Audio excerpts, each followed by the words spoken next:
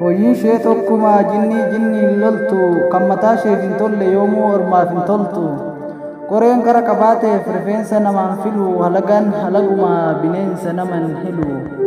Nama rarraasuu fedha akka fannoo gaaguraa caccabsee nama daaka akka dhagaa baaburaa. Bubbeetti kennuuf gama jireenya kee gilgilchee gammadee burraaqa boo'icha kee ililchee. Bubbeetti kennuu yaada namummaa kee hafarsee teellaas kaa'uu fedha ofiisaaf dabarsee. Hololan dhagahin atis gurra kee bal'iftee haqa keetiif falmadhuu gad hin taa'in calliftee. Fardi biraan geessisaa kan waraanu abbuma onnataaf tattaafataa kan gargaaru rabbuma.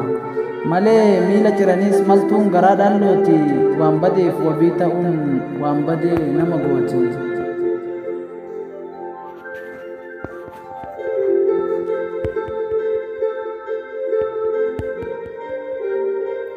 Tabadhaan mukaa'inaa addana teessanii Finfinneedha yoo ta'e biyya abbaa keessanii.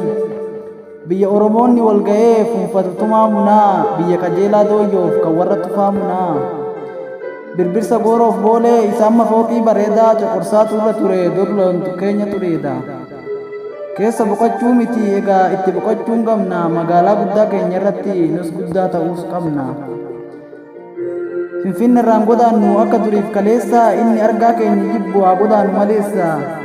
Dachee keenya gadi dhiifnee maal eessatti baqanna magaalaa keenya irratti afaan keenyaan baranna.